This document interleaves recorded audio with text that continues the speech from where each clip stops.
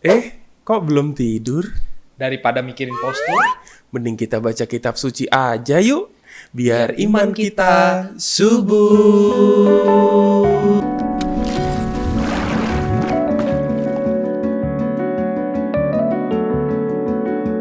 Bapak, Ibu, dan saudara-saudari yang terkasih, mari kita mendengarkan bacaan Injil untuk esok hari yang diambil dari Injil Matius bab 14 ayat 22 sampai 36.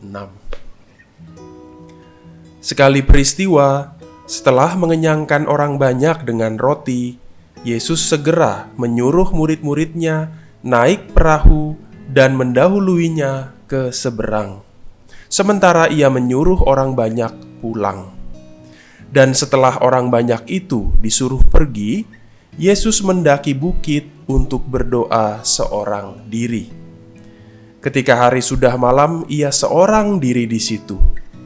Perahu para murid sudah beberapa mil jauhnya dari pantai dan diombang-ambingkan gelombang karena angin sakal. Kira-kira jam 3 malam, datanglah Yesus kepada mereka berjalan di atas air. Para murid terkejut dan berseru, "Itu hantu!" Dan mereka berteriak ketakutan. Tetapi Yesus segera menyapa mereka, katanya, "Tenanglah, akulah ini, jangan takut." Lalu Petrus berseru, "Tuhan, jika benar Tuhan sendiri, suruhlah aku datang kepadamu dengan berjalan di atas air." Kata Yesus, "Datanglah." Maka Petrus turun dari perahu dan berjalan di atas air mendapatkan Yesus. Tetapi ketika dirasakannya tiupan angin kencang, Petrus menjadi takut dan mulai tenggelam lalu berteriak, "Tuhan, tolonglah aku." Segera Yesus mengulurkan tangannya memegang dia dan berkata, "Orang kurang percaya, mengapa engkau bimbang?" Keduanya lalu naik ke perahu dan redalah angin. Dan mereka yang ada di perahu menyembah dia, katanya, "Sungguh, engkau anak Allah." Setibanya di seberang, mereka mendarat di Genesaret. Begitu Yesus dikenal oleh orang-orang setempat, mereka memberitahukannya ke seluruh daerah. Maka semua orang sakit dibawa kepadanya. Mereka memohon supaya diperkenankan menjamah jumbai jubahnya, dan semua orang yang menjamah dia menjadi sembuh. Demikianlah Injil Tuhan. terpujilah Kristus. Nah, frater, sekarang gantian nih, saya yang nanya nih, ya kan. Saya kira wajar ya setiap manusia itu memiliki ketakutan-ketakutan dalam hidupnya. Frater punya nggak? Mungkin dalam pengalaman frater dari kecil sampai sekarang itu punya ketakutan apa? Saya Romo. Iya. Saya tuh karena hidup biasa di rumah yang kecil gitu ya. Seringkali tuh sebenarnya waktu kecil tuh suka takut sama kegelapan, Romo. Oh, takut gelap. Takut ya. gelap. Tapi Ini gelap nih. Nah, Lumayan nih. lumayan nih. Untung Tapi ada lampu. semenjak saya di Mertoyudan itu ya. Nah, di Mertoyudan itu kan situasi rumahnya besar gitu, Tuh, terus spooky banyak juga kan, spooky iya, kan, angker kan. krik Iya. gitu kan. Terus isu-isu ke kelas ada Mr. Pantofel gitu kalau malam gitu kan. Tapi dalam pengalaman saya tuh diajarin sama ibu saya, Romo. Waktu itu doanya gini, kamu berdoa aja kalau takut. Doanya gini, supaya mata saya itu tidak bisa melihat makhluk-makhluk itu, Tuhan. Oh, jadi gelap itu frater takut gelap karena takut itu. Iya, itu, bisa ngelihat gitu kan. Makhluk yang halus-halus itu. Oh. Supaya telinga saya tidak mendengar suara-suara yang bukan dari dunia ini, Tuhan, gitu. Akhirnya ya, sejak itu ya, saya juga nggak pernah dengar. Saya hanya dengar cerita kayak legenda-legenda gitu. Tapi ya nggak ada yang perlu saya takutin, nggak ada apa-apa gitu. Nah sampai sekarang ya kalau mau kemanapun ya saya menjadi tidak takut lagi. Gitu. Iya, frater, terima kasih untuk sharingnya. Saya pikir Bapak Ibu juga punya ya ketakutan-ketakutannya. Saya sendiri juga punya ketakutan yang mungkin sampai sekarang juga saya masih kayak begitu.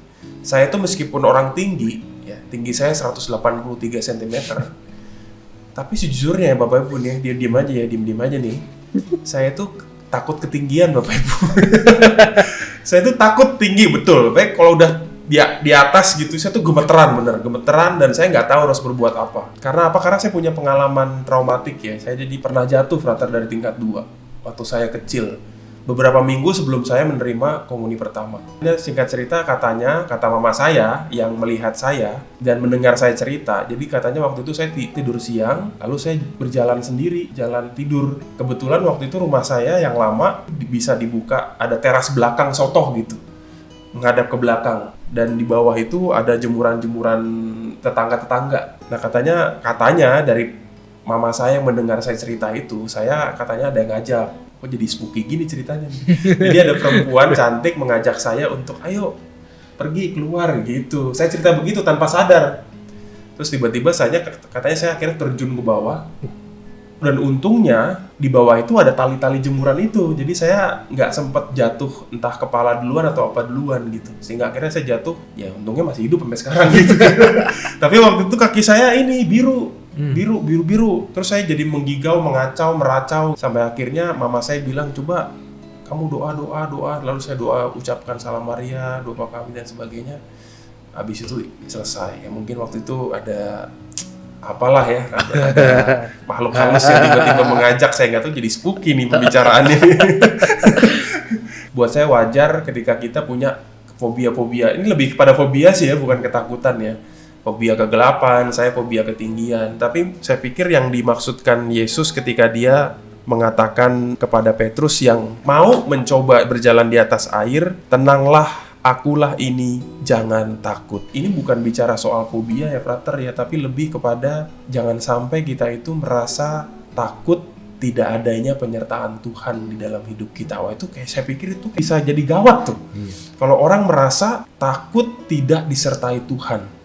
Nah kadang-kadang kan orang bisa juga jatuh dalam pengalaman seperti itu ketika pengalaman yang dihadapi adalah pengalaman ini ya, diombang-ambingkan gelombang oleh angin-angin kehidupan, angin sakal, lalu juga berteriak karena adanya mungkin sebetulnya itu pertolongan Tuhan, cuman mungkin karena kitanya sudah digelapkan dengan berbagai macam masalah sehingga tadinya yang harusnya kita melihat itu Tuhan malah kita sebutnya sebagai hantu. Kan hantu sama Tuhan mirip-mirip tuh. Iya. Hantu ya. Iya. Mirip-mirip. Maka saya pikir itu ya, Bapak Ibu dan saudara-saudari yang terkasih, kita lihat apakah dalam hati kita, batin kita yang kecil, yang di dalam batin kita, pernahkah kita punya pengalaman sungguh takut akan kehilangan penyertaan Tuhan? Sedikit pun kita pernah merasa ragu, kok sepertinya Tuhan tidak bersama dengan saya. Meskipun yang kita hadapi adalah angin sakal, yang kita hadapi adalah banyak gelombang, tapi kita percaya Tuhan datang dengan cara-cara yang tidak pernah kita duga. Kan murid-murid nggak pernah menduga. Tahu-tahu Yesus datang dengan cara berjalan di atas air. Mari saudara-saudara yang terkasih, kita renungkan bersama pengalaman-pengalaman hidup kita, dan kita mohon kepada Tuhan agar kita sungguh bisa merasakan kehadiran dan penyertaan Tuhan dalam kehidupan kita. Mari kita hening sejenak.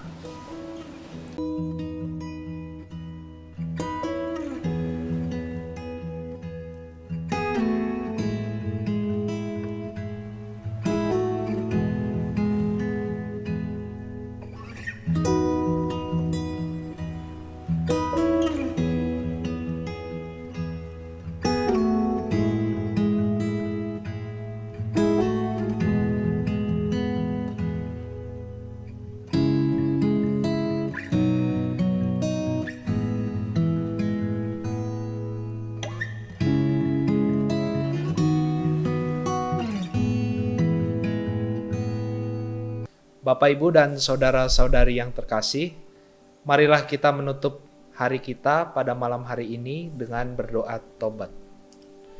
Dalam nama Bapa dan Putra dan Roh Kudus. Amin.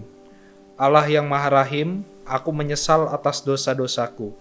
Aku sungguh patut Engkau hukum, terutama karena aku telah tidak setia kepada Engkau yang Maha Pengasih dan Maha Baik bagiku. Aku benci akan segala dosaku, dan berjanji dengan pertolongan rahmat-Mu hendak memperbaiki hidupku dan tidak akan berbuat dosa lagi. Allah yang Maha Murah, ampunilah aku orang berdosa. Tuhan sertamu, Dan sertamu juga. semoga kita sekalian dan istirahat kita malam hari ini dilindungi oleh berkat Allah yang Maha Kuasa, Bapa dan Putra dan Roh Kudus. Amin. Selamat tidur. Selamat istirahat.